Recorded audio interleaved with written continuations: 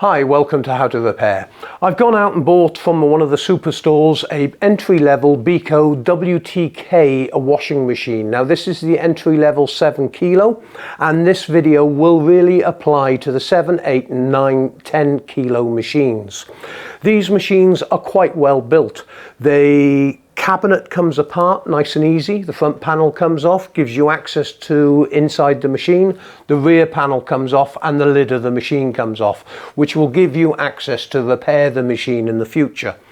The machine is very well constructed, but there are some things I don't like and there are some things I do like. So first, let's go through the pros. Now, what I do like about the machine is it's simplistic in its programming. You have roughly 15 programs on the machine, 15, 16, and you have a drum cleaning cycle. You don't have the temperature variation on the controls here. It's all set into the programs. You are able to adjust the spin speed, and you are able to use a delay timer to allow you to utilize economy of 7 electricity or whatever you have around the world. This means the cheaper rate of energy, so you can set the machine to come on at night. One of the great things about the Beko machines is the manufacturer is starting to become responsible with regards producing the literature that engineers need to actually maintain the machines and repair the machines. They do some great workshop manuals, some great diagnostic procedures, and they supply us all the information we need to be able to repair the machine. Some of the things I don't like with regards to the manufacturer: yet again, we have another washing machine that is produced with a sealed drum. This means that you cannot change the bearings in this machine. I think it's still very irresponsible for manufacturers to be producing built-in obsolescence with the machines. In the years gone by, we used to be able to change things like the seal on the drum shaft or the bearings to keep the machine going. Not all people want to do this, but it needs to be allowed for people who can't afford to go out and just buy a new machine. People need to be able to repair, and we all have the right to repair.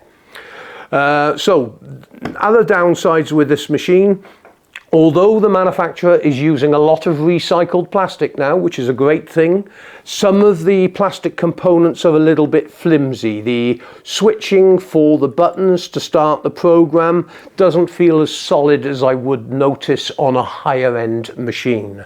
The door handle has got a little bit of flex in it, but things like the inner plastic on this is recycled plastic.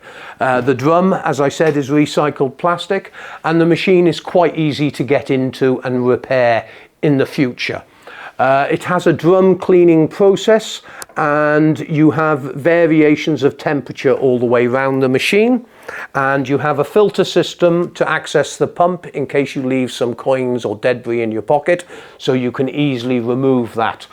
One of the other things I'm not sure about, I'm not saying it's a negative, but I'm not sure it's going to last the test of time.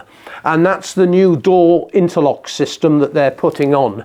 They've moved slightly from the conventional door lock to a double system of the clasp locking system, which is in here, but they also have a pin that sticks out and presses in when you shut the door. To me, this looks like something that a child might break, or possibly a clothes basket might get knocked on and break in the future. Now, we're going to take the machine down off the test bay, have a look at how easy it is to access the machine.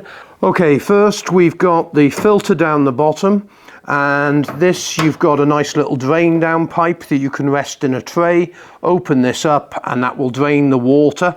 And then you will be able to open the filter, and the filter just twists anti-clockwise and comes away, and you can actually take out any debris or coins or anything left over in there. Okay, the back of the machine is held on with 5 screws. Straightforward, easy to come off. They are using torque screws now more than just the normal Phillips. Right, you have the belt pulley wheel, induction motor. This means it's a 3-phase motor. It doesn't have carbon brushes like the old ones, and this is controlled with a module that is on the left hand side. This is one of the components that I keep on about, that manufacturers should make a universal component across the whole of the WTK series, where this module would fit all of them.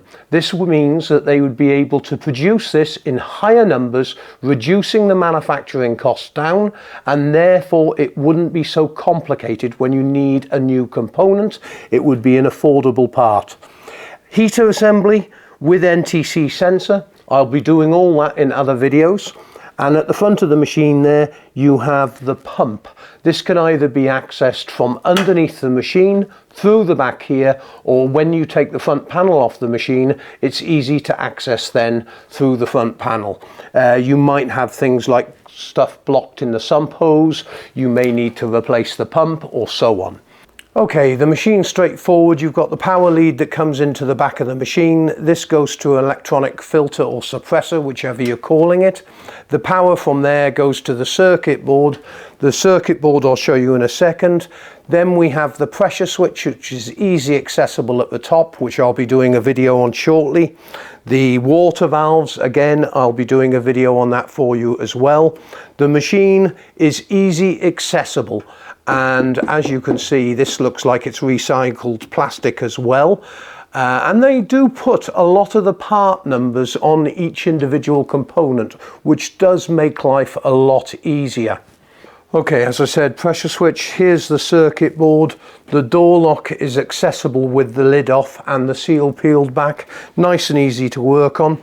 What I don't like is, as you can see with the drum down here, these two halves of the drum are welded together. They used to actually join the two halves of the drum with a seal, which is still in there today, but they weld the drum together, which is ludicrous. And as you can see, the machine is easy accessible. Part numbers on a lot of components, so you can easily identify any component that you need to replace. To use the machine, it's quite simple. Fill it with clothing up to the normal level, 7 kilo, 8 kilo, 9 kilo, 10 kilo.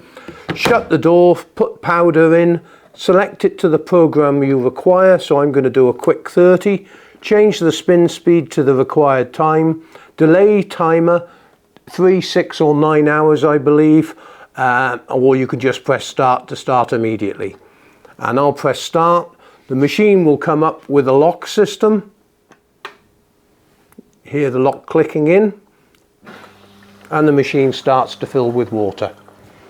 As you can see, we're into most probably a third of the cycle at the moment. It's doing the wash, just gone into empty.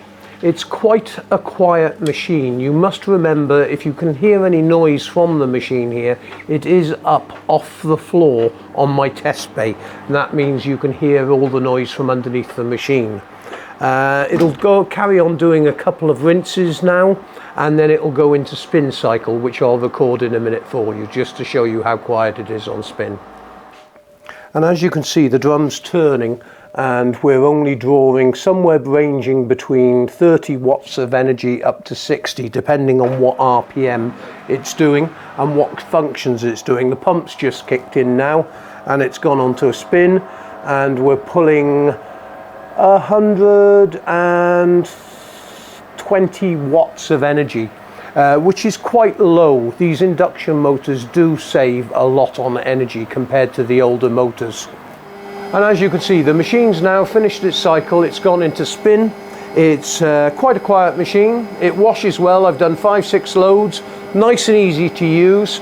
I'm going to give the machine a 4 out of 5. It's not the most expensive machine on the market, but it's affordable to repair. And that means the components are at the right price. The information the manufacturer gives with assistance to be able to repair the machine is good. The wiring diagrams are good, and the disassembly of the machine to be able to change the components is easy.